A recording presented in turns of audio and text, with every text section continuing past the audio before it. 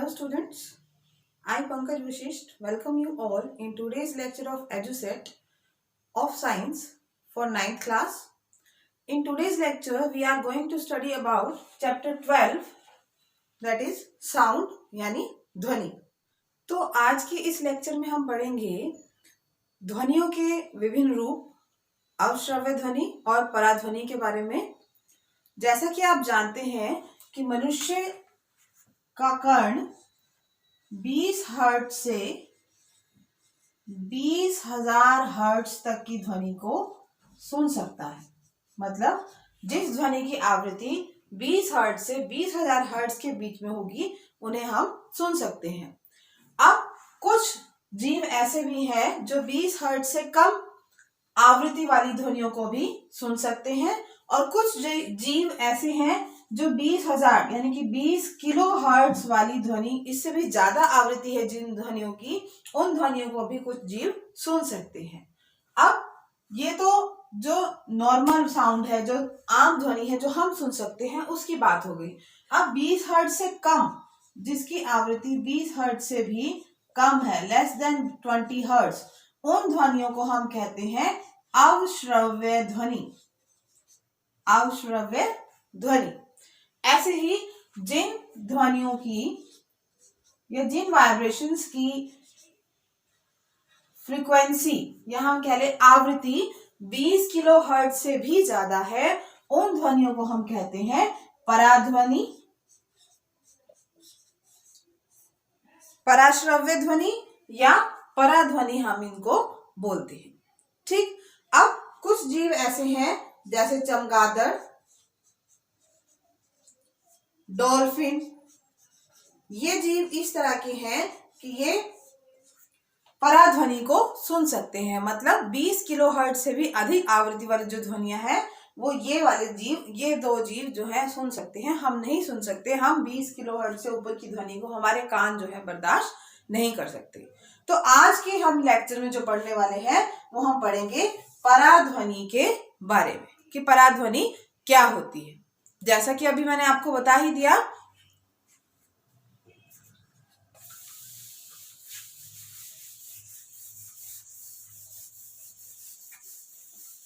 मैंने बताया आपको कि पराध्वनि या हम इसको कह सकते हैं अल्ट्रासाउंड.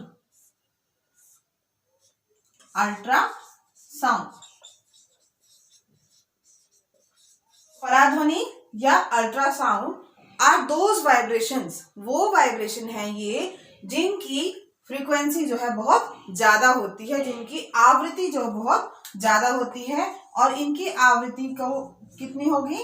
इनकी आवृत्ति होगी 20,000 हर्ट्ज से भी ज्यादा, greater than the 20 kilo hertz.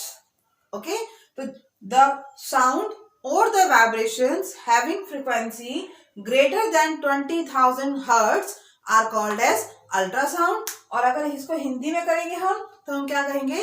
वो ध्वनि तरंगे जिनकी आवृत्ति 20,000 हर्ट्ज से ज्यादा होती है, उन ध्वनि तरंगों को हम पराध्वनि कहते हैं. ठीक है बच्चों.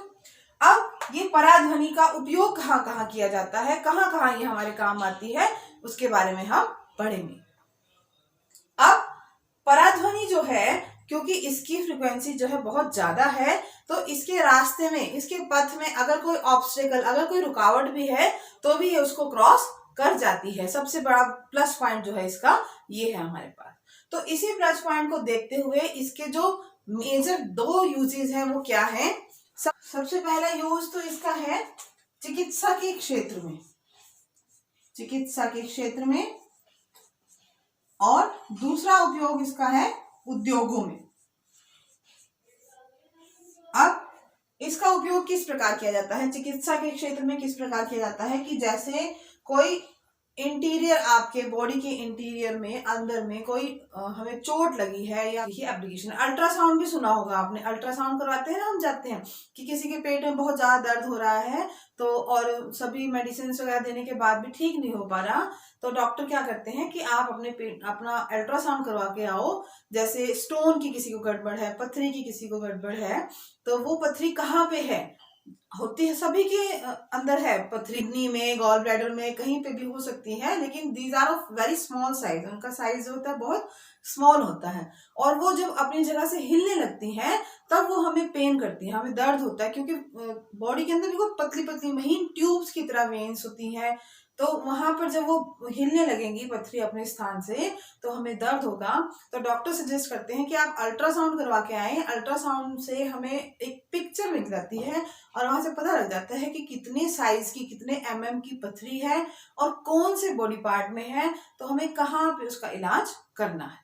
बहुत सारे पथरियां जो है वो फिर ब्रेक कर दी जाती हैं, लेजर ऑपरेशन होता है उनका, छोटे छोटे पीसेज में उनको ब्रेक कर दिया जाता है, या अदरवाइज और भी बहुत सारी उसकी मेडिसिन है, मेडिसिन पीने से भी कई बार वो टूट जाती है और वो यूरिन के थ्रू बाहर बॉडी से निकल जाती है। और भी बहुत सारे ट्रीटमेंट्स के लिए अल्ट्रासाउंड की जरूरत पड़ती है, तो बॉडी का अल्ट्रासाउंड बार बार करवाया जाता है जब भी जरूरत हो। तो these are the waves, ultrasound जो हम पढ़ रहे हैं वो इन्हीं के बारे में पढ़ रहे हैं, पराध्वनि के बारे में, कि चिकित्सा के क्षेत्र में पराध्वनि का उपयोग बहुत ज्यादा किया जाता है। ठीक, नेक्स्ट आ गया उद्योगों में। उद्योगों में किस प्रकार से इसका इस्तेमाल किया जाता है कि मान लीजिए कोई मेटल ब्लॉक है, कोई मेटल का बना हुआ बहुत बड़ा ब्लॉक है, और हमें ये पता लगाना है कि उस ब्लॉक की कौन सी दीवार में कहाँ पे क्रैक आया हुआ है, तो उस क्रैक को डिटेक्ट करने के लिए हम अल्ट्रासाउंड्स को भेजते हैं। अल्ट्रासाउंड्स किस प्रकार से रिफ्लेक्ट होकर वापस आ रही हैं, वहां से हम पता लगा लेते हैं कि कहाँ उस ब्लॉक के अंदर क्रैक है और कहाँ से वो टूटी हुई है या बिल्कुल ठीक है। तो अल्ट्रासाउंड्स का बड़े बड़े इंडस्ट्रीज में to detect the defect in the metal block, किसी मेटल ब्लॉक में डिफेक्ट को डिटेक्ट करने के लिए, पता लगाने के लिए इसका इस्तेमाल होता है। इसमें से एक और है, आपने नाम सुना होगा कि ईसीजी करवाई है हमने। ईसीजी, ईसीजी क्या होती है? Echocardiography, echocardiography.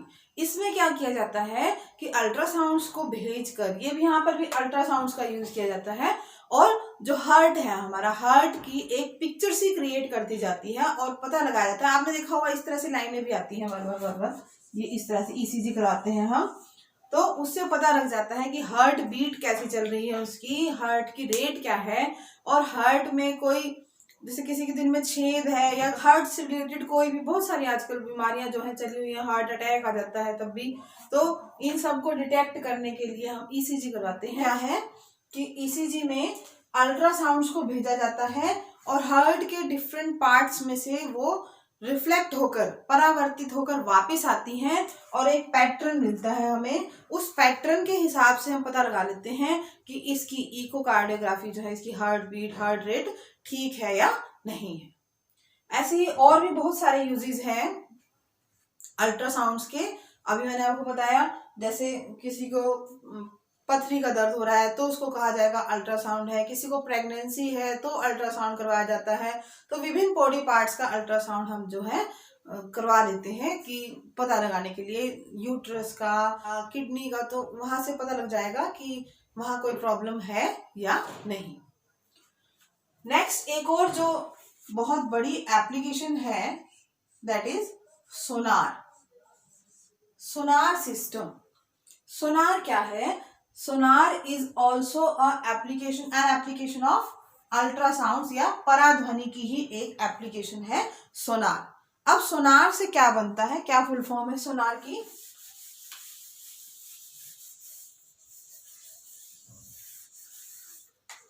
तो अब सोनार की फुल फॉर्म क्या है? Sound navigation and ranging. तो सोनार की फुल फॉर्म क्या है? Sound navigation and ranging. अब ये क्या चीज है, सोनार क्या चीज है? देखो, जब भारतीय जल सेना के लिए बहुत ज्यादा इस्तेमाल की जाती है सोनार। आपने नाम सुना होगा पनडुब्बियों का, पनडुब्बियों के बारे में सुना होगा। ये पनडुब्बियां क्या होती हैं? पानी के नीचे चलने वाले जहाज। एक तो पानी में, पानी की सतह पर चलते हैं जहाज, ये है वो जहाज जो पानी के नीचे अंडरग्राउंड भी, जो हम कह सकते हैं पानी के सरफेस से नीचे भी वो चल सकते हैं, तल से नीचे चलते हैं ये। और ये पनडुब्बियां हर एक देश ने अपनी अपनी समुद्र में रखी हुई है। जो हमारी समुद्री सीमाएं हैं वहां पर भारतीय जल सेना द्वारा पनडुब्बियां लगाई गई हैं। अब ये पनडुब्बियां क्या करती हैं, ये सोनार का इस्तेमाल करती हैं। कैसे कि बहुत सारी रेज भेजी जाती हैं, अल्ट्रासाउंड्स भेजी जाती हैं और पता लगाया जाता है कि कोई दुश्मन का जहाज तो नहीं हमारी तरफ आ रहा, हमारी सीमा में तो एंटर नहीं कर रहा। ये देखने के लिए वेव्स भेजी जाएंगी और वो कौन सी हैं, अल्ट्रासाउंड यानी कि पराध्वनियां भेजी जाती हैं। और अगर कोई दुश्मन का जहाज हमारी सीमा के आसपास होगा तो वो उससे टकराकर वापस आएंगी, और अगर वो परावर्तित होकर वापस आ रही है तो उनकी फ्रीक्वेंसी नोट कर ली जाती है, आवृत्ति। अब वो आवृत्ति को ध्यान में रख के हमें पता लग जाएगा कि दुश्मन का जहाज जो है वो कितनी दूरी पर है। समुद्री जहाज, जैसे कई बार समुद्री अटैक होते हैं हमारे देश पर, तो वो इसी तरह से लड़ाई लड़ते हैं कि अल्ट्रासाउंड्स को, सोनार को, sound navigation and radiation, sound मतलब ध्वनि, नेविगेशन मतलब भेजा जाता है, एंड रेंजिंग, रेंज का पता लगाया जाता है कि वो कितनी दूरी पर वो जहाज जो दुश्मनों ने भेजा है वो है, और हमें कितनी देर बाद उस पर अटैक करना है या उससे होने वाले अटैक से हमें बचना है। अब पानी में निकल के तो वो नहीं देख सकते, तो इसी का इस्तेमाल किया जाता है। एक रडार सिस्टम लगाया जाता है सीमा के चारों तरफ कि जैसे ही कोई दुश्मनों का जहाज हमारी तरफ बढ़ेगा हमें पता चल जाएगा कि वो कितनी दूरी पे है, and we can fight with them, और हम उनसे फिर लड़ सकते हैं और लड़ाई से, उनके अटैक से हम बच भी सकते हैं। तो दिस इज वेरी हेल्पफुल, ये बहुत अच्छा और बहुत हेल्पफुल सिस्टम है हमारी जल सेना के लिए सोनार। तो सोनार, अब आप बता सकते हैं, आपसे कोई भी पूछे तो सोनार क्या चीज है, sonar is the sound navigation. कौन सी साउंड, अल्ट्रासाउंड को हम भेजते हैं और वो टकरा कर वापिस आती है। ठीक है, तो आई होप कि आपको यूजेज ऑफ अल्ट्रासाउंड समझ में आ गए होंगे। सबसे पहले हमने किया कहाँ पर यूज होता है ये, चिकित्सा के क्षेत्र में, जहां पर हम बहुत सारे अपने अलग अलग विभिन्न शरीर के भागों का अल्ट्रासाउंड करवाकर वहां पर पाई जाने वाली कोई बीमारी या किसी भी समस्या का उपचार हम कर सकते हैं। दूसरा हमने पढ़ा बड़े बड़े उद्योगों में, जहां पर अगर किसी मेटल से बनी हुई चीज में कोई डिफेक्ट है, कोई कमी है, तो उसका हम पता लगा सकते हैं अल्ट्रासाउंड से। थर्ड हमने पढ़ लिया सोनार में, तो थर्ड हमने पढ़ लिया सोनार। सोनार क्या है, साउंड नेविगेशन एंड रेंजिंग, की पराध्वनियों को समुद्री जहाजों से भेजा जाता है और वहां से दुश्मन के जहाज का पता लगाया जाता है। तो ये थे different applications of ultrasound. Next, ध्वनि का एक और उपयोग जो है कि चमगादड़, अभी हमने पढ़ा ना कि चमगादड़ क्या करते हैं, पराध्वनियों का उत्सर्जन करते हैं, पराध्वनि निकालते हैं, मतलब इनसे निकलने वाली जो वाइब्रेशंस है वो कौन सी है, पराध्वनि, अल्ट्रासाउंड। अब चमगादड़ अपना शिकार भी पराध्वनियों के उपयोग से करते हैं। कैसे कि ये क्या करते हैं, अपने वाइब्रेशंस निकालते हैं, पराध्वनि भेजते हैं जंगल में, और कोई भी कीट मकोड़ा या जो भी इनको खाना है, इनका भोजन है, वो सारे कीट मकोड़ों से टकराकर पराध्वनि के पास वापस आ जाती है, और इन्हें पता लग जाता है कि हमारा शिकार कितनी दूरी पर है और कहाँ पर है, और फिर ये उस पर अटैक करके उसे खा सकते हैं। तो ये प्रश्न आपका पेपर में भी आता है कि चमगादड़ अपना भोजन कैसे ग्रहण करते हैं या कैसे अपना शिकार किस प्रकार करते हैं। तो उसके लिए क्या है, उत्तर बनेगा आपका यही कि चमगादड़ पराध्वनियों का उत्सर्जन करते हैं। ये पराध्वनि कीट पतंगों से परावर्तित होकर चमगादड़ों के पास वापस आ जाती है, और उसी से ये पता लगाते हैं कि हमारा शिकार कितनी दूरी पर है, और उससे ये उठा लेते हैं या खा जाते हैं। तो पराध्वनियों का इस्तेमाल चमगादड़ भी करते हैं। हमारा टॉपिक है वो है ह्यूमन ईयर, यानी कि मानव कर्ण।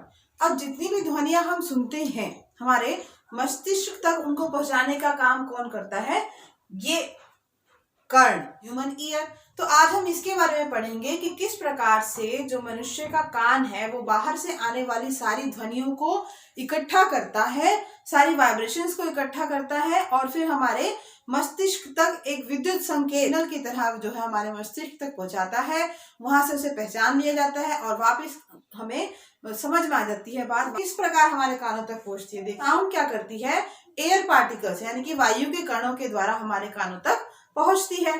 अब कहीं पर बहुत ज्यादा, आपने पहले भी पढ़ा इस पाठ में, कहीं पर तो कंप्रेशन हो जाता है, संघनन, और कहीं पर फिर विगलन। तो एयर पार्टिकल्स के प्रेशर के कम ज्यादा होने के कारण जो वाइब्रेशंस है, साउंड है, जो हमारे ईयर तक पहुंचता है। अब आइए पढ़ते हैं कि कान में क्या क्या होता है। देखो ये है कर्ण पल्लव, इसको कहते हैं हम कर्ण पल्लव, और ये बाहरी कान है, बाह्य कर्ण। ये जो हम देखते हैं अपना कान जो बाहर से हमें दिखता है वो है ये बाह्य कर्ण। इस एकत्रित करके इस श्रवण नलिका के द्वारा पहुंचा दी जाती है कहाँ तक? कर्ण पट तक, जिसको आप कहते हो कान का पर्दा। हम बोलते हैं ना कान का पर्दा फट गया, तो वही है ये क्या? कर्णपट। बाह्य कर्ण ने, कर्ण पल्लव बाह्य कर्ण ने सारी ध्वनि को एकत्रित किया। श्रवण नलिका ने उसको बाह्य कर्ण से मध्य कर्ण तक, ये बीच वाला पोर्शन जो है ये कहलाता है मध्य कर्ण। तो जैसे ही यहाँ पर ध्वनि आएगी तो जो कर्णपट है वो हिलने लगेगा, वाइब्रेट करने लगेगा। अगर ध्वनि ज्यादा है तो ये अंदर की तरफ चला जाएगा, ध्वनि कम है तो ये बाहर की तरफ आ जाएगा। इस तरह से ये वाइब्रेट करता रहेगा, और ये जो वाइब्रेशन है यही एक सिग्नल बनके कहाँ जाएगी? यहाँ पर जो 3 हड्डियां पाई जाती हैं, स्टेप्स जिसको हम बोलते हैं, और इसके अंदर 3 होती हैं, ये 3 अस्थियां होती हैं। इस वाइब्रेशन से इस कंपन को कहाँ पहुंचा दिया जाता है? इन 3 हड्डियों के पास, कर्ण अस्थियां जिन्हें हम कहते हैं। ये इस वाइब्रेशन को और ज्यादा बढ़ा देती हैं, और ज्यादा इंक्रीज कर देंगी, और ये वाइब्रेशन कहाँ जाएगी? कोक्लिया के पास, कर्णावर्त के पास। और उस कोक्लिया का काम क्या है? इस सारी वाइब्रेशन को इलेक्ट्रिक सिग्नल या ब्रेन सिग्नल में कन्वर्ट करना। मस्तिष्क के पास जो सिग्नल जाएगा उसके अंदर इसको कन्वर्ट कर दिया जाएगा कोक्लिया के द्वारा। फिर जो कन्वर्टेड सिग्नल है वो किसके द्वारा? श्रवण तंत्रिकाओं के द्वारा मस्तिष्क तक ले जाया जा सकता है। 9th क्लास के लिए इतना ही याद करना है कि कर्ण के 3 भाग होते हैं। कान के 3 भाग हैं, बाह्य कर्ण, मध्य कर्ण और अंतःकर्ण, आंतरिक कर्ण। बाह्य कर्ण में है कर्ण पल्लव जो ध्वनि को एकत्रित करता है। कर्ण नलिका के द्वारा यह एकत्रित ध्वनि मध्य कर्ण तक पहुंचाई जाती है। मध्य कर्ण में कर्ण अस्थियों के द्वारा इस ध्वनि को और अधिक बढ़ा दिया जाता है और आंतरिक कर्ण तक पहुंचा है। आंतरिक कर्ण में कोक्लिया कर्णावर्त द्वारा इस सारी ध्वनि को विद्युत संकेतों में बदल दिया जाता है, और यह विद्युत संकेत श्रवण तंत्रिकाओं द्वारा मस्तिष्क तक पहुंचा दिया जाता है। कर्ण की वर्किंग भी कह सकते हैं आप, स्ट्रक्चर भी कह सकते हैं। इस तरह से आपने डायग्राम बनाना है और इसको एक्सप्लेन करना। तो आइए अब ध्वनि पाठ से जुड़ा हुआ एक सवाल हल करते हैं, जो पेपर में भी कई बार आपके पास 2 या 3 मार्क्स का क्वेश्चन आ सकता है। क्या कह रहा है वो क्वेश्चन में? किसी ध्वनि तरंग की आवृत्ति 2 किलोहर्ट्ज और उसकी तरंग दैर्ध्य 35 सेंटीमीटर है। यह 1.5 किलोमीटर दूरी चलने में कितना समय लेगी? तो हमें क्या निकालनी है? समय निकालना है। तो समय निकालने के लिए हमें दिया क्या हुआ है पहले ये देखते हैं, और कौन सा फॉर्मूला यहाँ पर फिट बैठेगा वो भी देखते हैं। तो क्या दिया हुआ है? आवृत्ति कितनी है? किलोहर्ट्ज, यानी कि 2000 हर्ट्ज। तरंग दैर्ध्य है जिसको हम लिखते हैं लैम्डा से, और इसको हम लिखते हैं फ्रीक्वेंसी को न्यू से। तो लैम्डा कितना है? 35 सेंटीमीटर, यानी कि 0.35 मीटर। ओके, अब हमें निकालना पड़ेगा पहले इसका वेग। तरंग का वेग कितना होगा? वेग किसके बराबर होगा? तरंग दैर्ध्य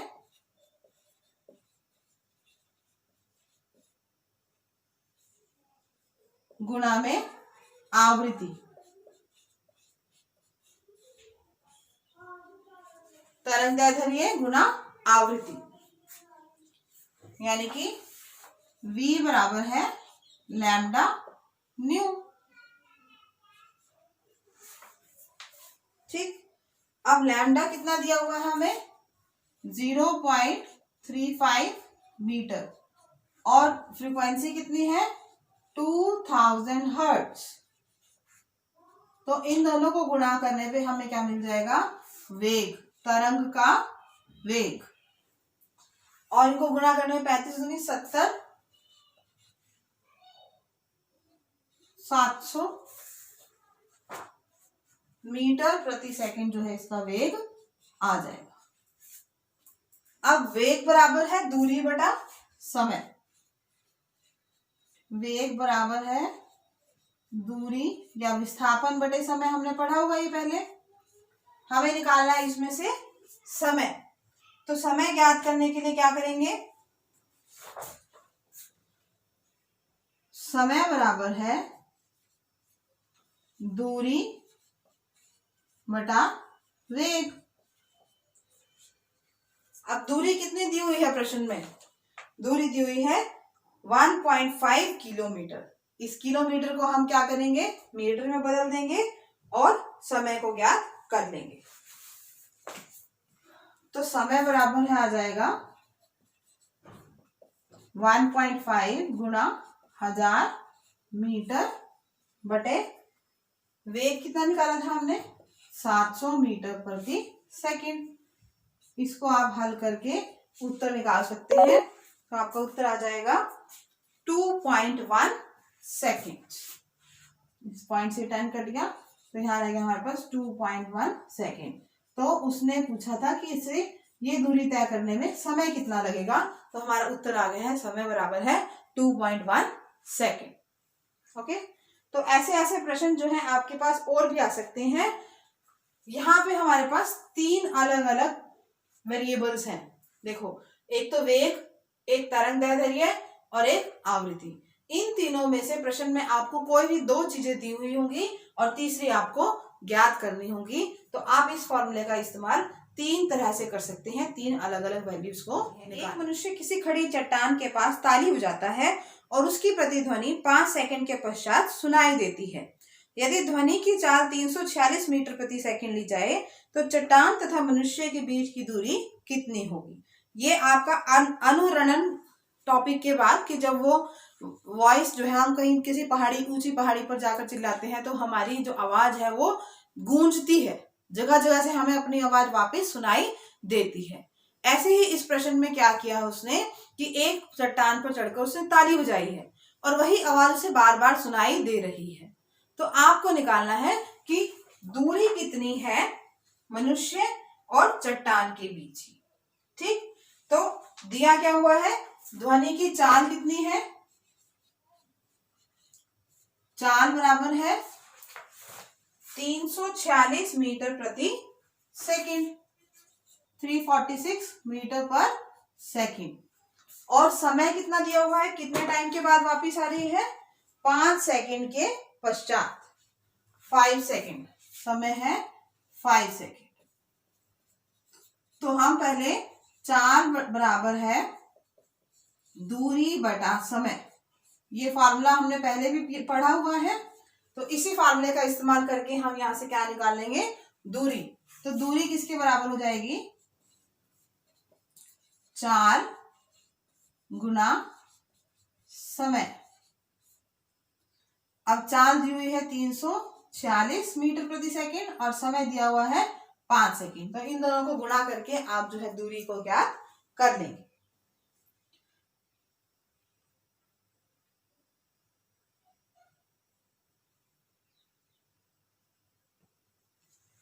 ठीक, कर लिया आप बच्चों ने। तो कितना आएगा इसको मल्टीप्लाई करके, 1730 मीटर। अब देखो बच्चों कि जब अनुरणन होता है तो क्या बात समझ में आती है हमें कि कोई, जैसे मैं बोल रही हूं, मेरी ध्वनि किसी चट्टान से टकराकर वापस आ रही है कि यहां पर तो कौन खड़ा है, मनुष्य, और यहां कौन है, चट्टान। ठीक, तो उसने ताली बजाई, वो ध्वनि यहां से यहां गई और फिर वापस यहां से मनुष्य के पास वापस उसको सुनाई देती है। ये है अनुरणन। तो इसमें ध्वनि ने इस रास्ते को 2 बार तय करा, मनुष्य से चट्टान तक और चट्टान से मनुष्य तक, डबल किया उसने, 2 बार किया। ये जो दूरी है 2 बार चलने पे आई है।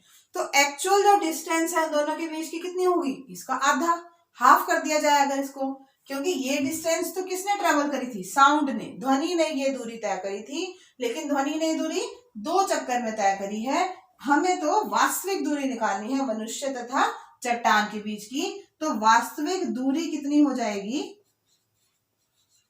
वास्तविक दूरी मनुष्य तथा चट्टान के बीच की कितनी हो जाएगी? 1730/2। तो आप इसको 2 से भाग करेंगे तो क्या आ जाएगा? 16, 6, 12, 5, 10, 865 मीटर। यानी कि मनुष्य और चट्टान के बीच की जो वास्तविक दूरी है वो कितनी है? 865 मीटर। ठीक, तो आज के लेक्चर में जो कुछ हमने पढ़ा आशा करती हूँ आपको समझ में आया होगा। आज के लेक्चर में हमने क्या क्या पढ़ा, आइए उसे एक बार रिवाइज कर लें। सबसे पहले हमने पढ़ा एप्लीकेशंस ऑफ अल्ट्रासाउंड, यानी कि पराध्वनि के अनुप्रयोग। ठीक, उसमें हमने बहुत सारे प्रयोग पढ़े, जैसे कि उद्योगों में, चिकित्सा में, और मनुष्य के शरीर में पाए जाने वाले किसी विकार में, और सोनार में। ठीक, फिर हमने पढ़ा मानव कर्ण के बारे में कि कर्ण किस प्रकार से कार्य करता है। उसके बाद हमने कुछ फॉर्मूले और उन पे बेस्ड न्यूमेरिकल्स किए थे। ठीक, तो आशा करती हूँ आज की इस लेक्चर में आपको समझ आया होगा। पढ़ते रहिए, स्वस्थ रहिए। धन्यवाद।